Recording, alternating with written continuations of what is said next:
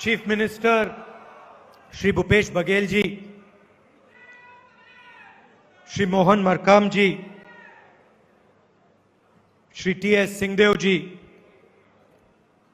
साहू जी, चरणदास महंत जी, stage पे Congress party के वरिष्ठ सीनियर नेता,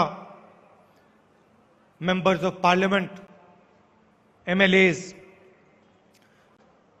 प्यारे कार्यकर्ता, भाइयों और बहनों, आप सबका आज मैं बहुत स्वागत करता हूं।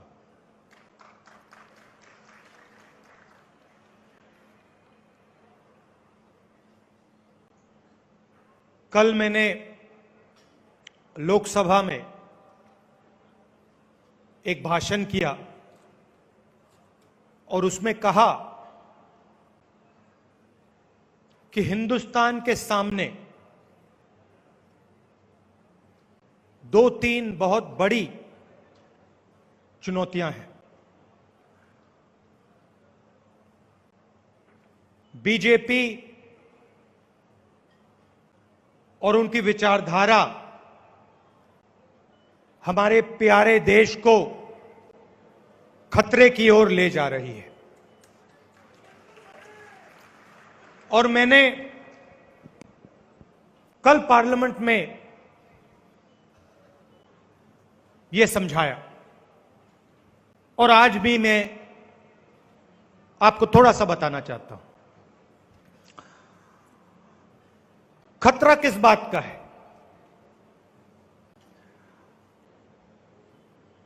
सबसे पहला खतरा, भयंकर खतरा, बीजेपी आज एक देश को दो देशों में बांट रहा है। दो नए देश बनाए जा रहे हैं। एक देश चुने हुए अरबपतियों का, उस देश में हवाई जहाज,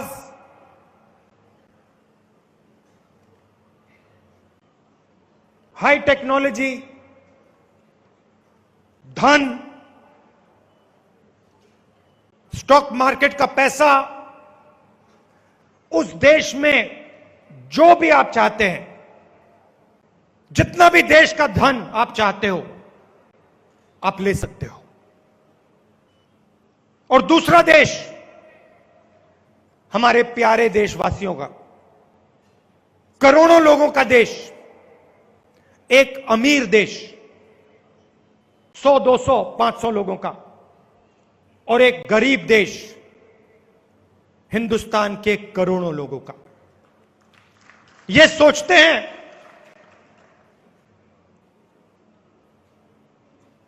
दो देश बनाने से जो गरीबों का देश है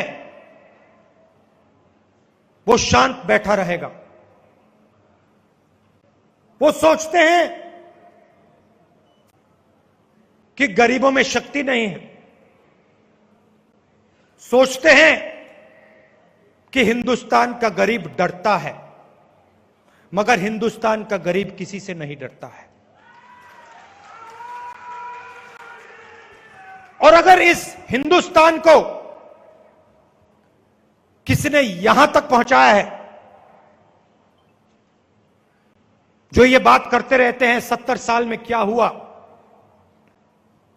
अगर इस देश में प्रगति हुई है, तरक्की हुई है, तो ये किसी पार्टी की देन नहीं है। ये हिंदुस्तान के किसान, हिंदुस्तान के मजदूर, हिंदुस्तान के गरीब लोगों की देन है। तो जब ये सवाल पूछते हैं 70 साल में क्या हुआ, ये हमारे किसानों का, उनके माता पिताओं का, हमारे मजदूरों का, हमारे कारीगरों का, हमारे छोटे बिजनेस वालों का अपमान करते हैं, कांग्रेस पार्टी का अपमान नहीं करते। बहुत कुछ हुआ, बहुत बदलाव आया। किसने किया? हिंदुस्तान की गरीब जनता ने अपना खून पसीना देकर बदलाव किया। और आज ये चाहते हैं कि जिन लोगों ने इस देश को बनाया, जिन करोड़ों लोगों ने इस देश को बनाया, उनको परे कर दिया जाए और 100-200 लोगों को देश का पूरा धन पकड़ा दिया जाए। मैं आपको सिर्फ एक आंकड़ा देना चाहता हूं और इसको आप अच्छी तरह सुनिए। हिंदुस्तान के 100 सबसे अमीर लोगों के पास हिंदुस्तान के 40% लोगों से ज्यादा धन है। जितना धन हिंदुस्तान की 40% आबादी के पास है, उतना धन आज के नरेंद्र मोदी जी के सरकार के नीचे 100 लोगों के पास उतना धन है। एक तरफ 100 लोग, दूसरी तरफ 40% हिंदुस्तान।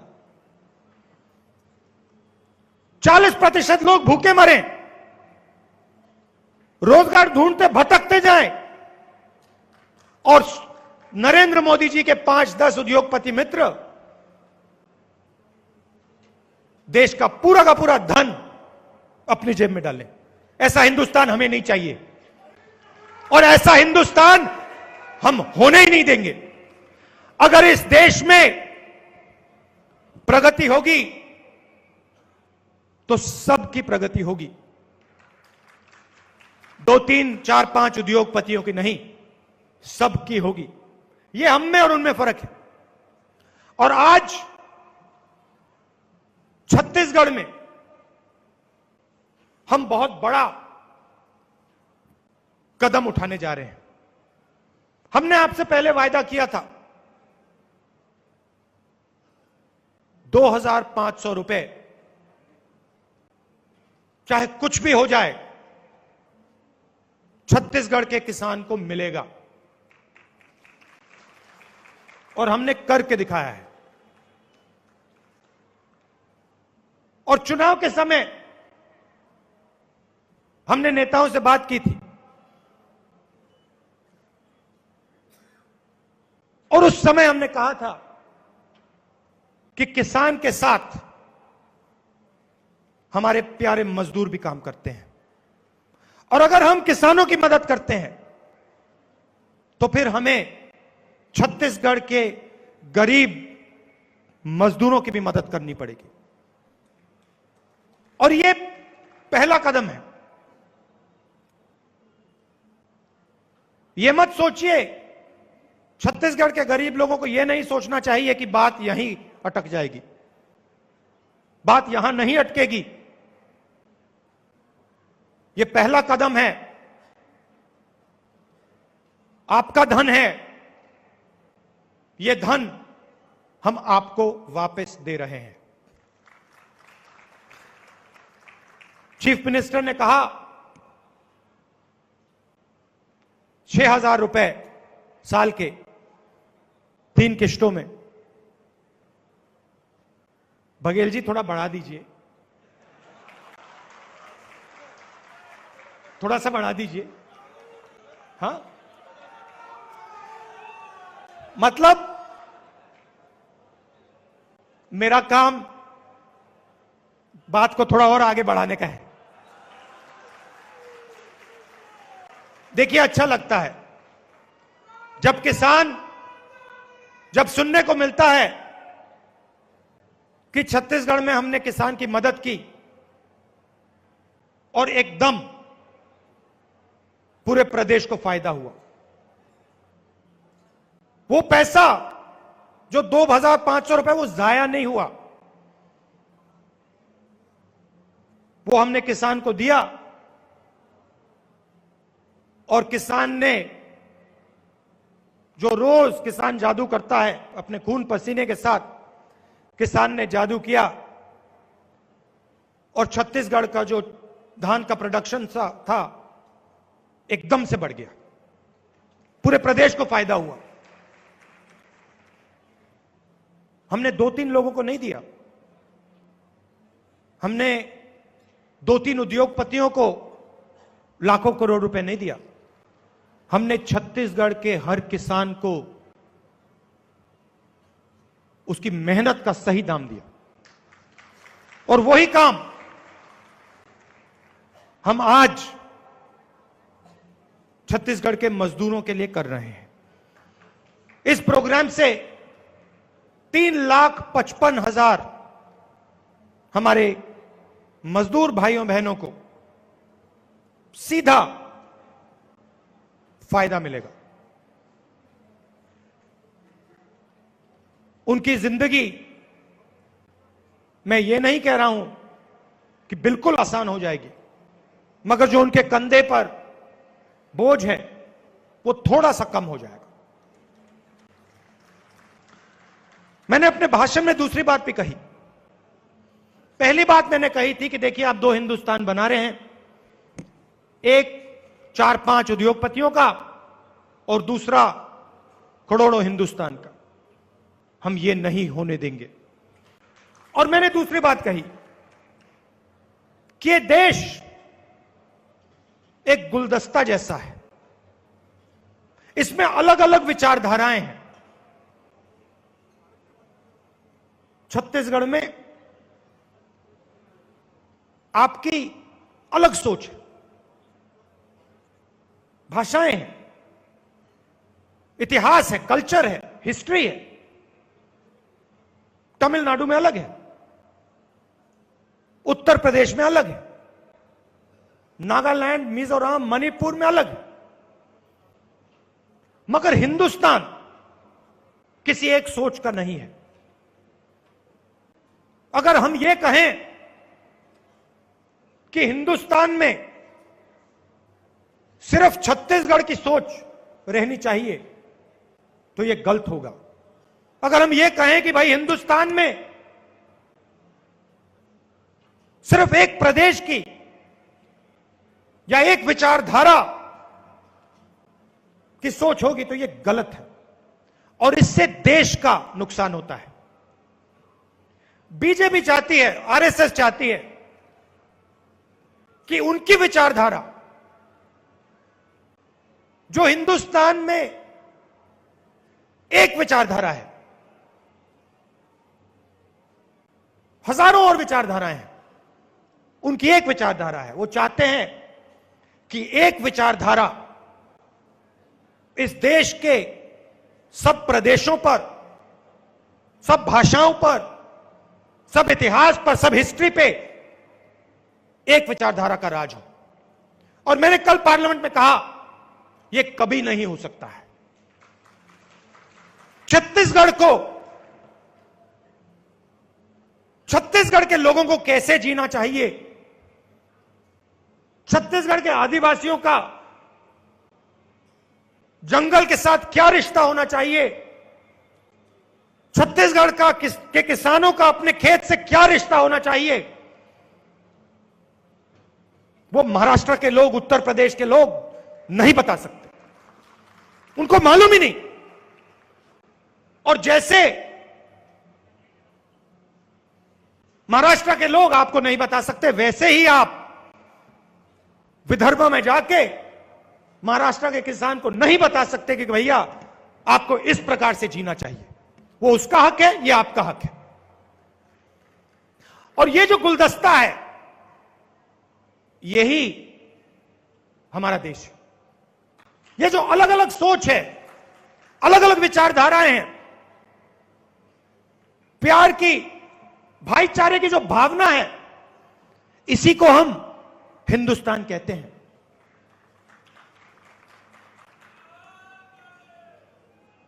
और इसी हिंदुस्तान पर बीजेपी आक्रमण कर रही है और हम ये आक्रमण का विरोध करेंगे और बीजेपी को जो सच्चा हिंदुस्तान है वो कांग्रेस पार्टी दिखाएगी।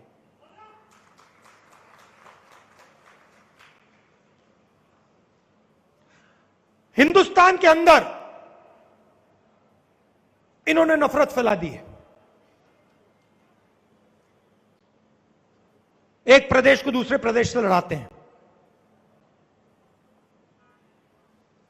एक धर्म को दूसरे धर्म से लड़ाते हैं,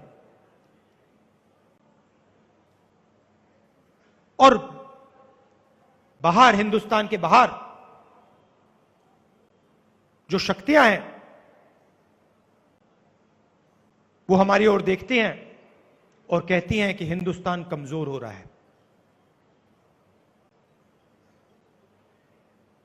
चाइना की सेना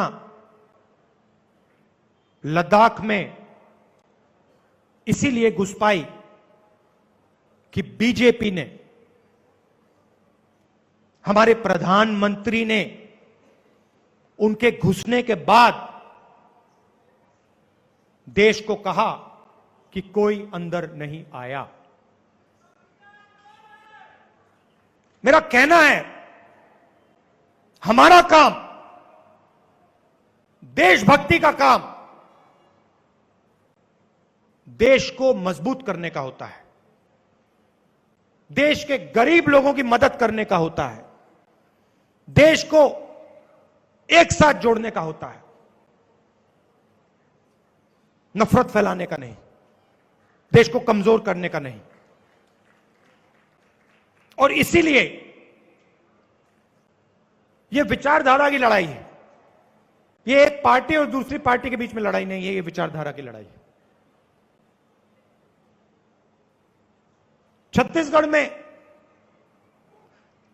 नेशनल लेवल पे सबसे बड़े उद्योगपतियों की मदद होती है, मगर जो हमारा स्मॉल और मीडियम इंडस्ट्री वाला है, जो छोटा व्यापारी है, उसको नोटबंदी, गलत जीएसटी, कोरोना के समय मदद नहीं दी जाती है। और इसीलिए मुझे काफी खुशी हुई कि आज जो आपने मुझे दिखाया, हर डिस्ट्रिक्ट से जो आपके प्रोडक्ट्स हैं, जो आपका ज्ञान है, जो आपकी हिस्ट्री है, जो आप अपने हाथों से बनाते हो, उसको बनाने में सरकार आपकी पूरी मदद करने की कोशिश कर रही है। हर डिस्ट्रिक्ट में जो आपकी स्किल्स हैं, सरकार उसको डेवलप करने का काम कर रही है। और मैं चाहता हूं, चीफ मिनिस्टर जी, मैं चाहता हूं कि जो आपने बात बोली, बस्तर कॉफी, अलग अलग चीजें जो आज मुझे देखने को मिली, चखने को मिली, ये सिर्फ आप छत्तीसगढ़ के लोगों को मत चखाइए, ये सिर्फ आप हिंदुस्तान के लोगों को मत चखाइए, ये आप पूरी दुनिया को छत्तीसगढ़ का जो जादू है, ये आप पूरी दुनिया को दिखाइए, पूरी दुनिया को चखाइए। और मैं सरकार के सब मंत्रियों को बधाई देता हूं कि आप छत्तीसगढ़ के लिए काम कर रहे हो। और मैं चाहता हूं कि जो आपके डिस्ट्रिक्ट्स में जनता की मदद का काम हो रहा है, उसमें आप जाके जनता के बीच में जाके गहराई से शामिल हो। कांग्रेस पार्टी का भी फायदा होगा, आपका भी फायदा होगा, छत्तीसगढ़ की जनता का भी फायदा होगा। आपने आज मुझे यहां बुलाया, मेरी बात इतने प्यार से आपने सुनी, इसके लिए मैं आपको दिल से धन्यवाद करता हूं। नमस्कार, जय हिंद।